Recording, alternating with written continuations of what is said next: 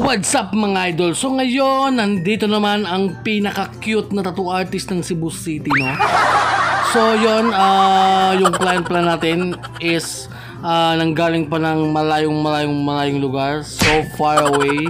So yung design nga pala na ipapatattoo niya is Papa Jesus na with dub at saka with cross. So yon, siyempre sa kanyang request to, so siyempre susundin natin si Idol Dante, you know. Shout out ni Idol Dante, you know.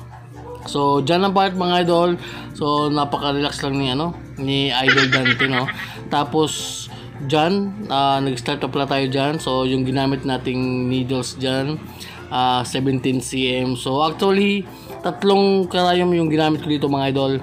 Yung lining is 5RL, tapos yung shading 11 cm, at saka yan yung ginagamit ko 17 cm yung favorito ko. So dyan na part mga idol, may binago lang tayo konti lang naman, pinaganda lang natin, diba? Char. So yan, request ng ating client yan kasi yan yung gustong talaga niya. So babaguhin ko sana pero hindi na talaga kasi yan lang daw. So yon. At syempre yung nagbabalak na magpatattoo mga idol, no? Kung ikaw gusto mong magpatattoo, so mag-comment ka na dito sa video na to, tapos screenshot mo, tapos i-comment mo sa aking page at mag-PM ka, tapos bigyan na kita ng discount na 50% discount kung magpapatattoo ka mga idol. So yun. At dyan na part mga idol, nag-highlights na tayo doon.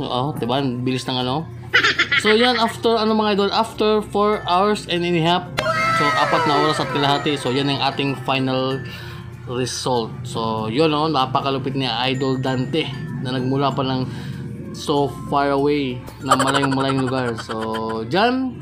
At syempre kung umabot kayo hanggang dito, so maraming salamat and God bless sa inyo. So habang naka-promo pa tayo mga idol, so magpa-schedule na kayo, magpa-appointment na kayo para mabigyan ko kayo ng malupit na kiss discount. So yon, and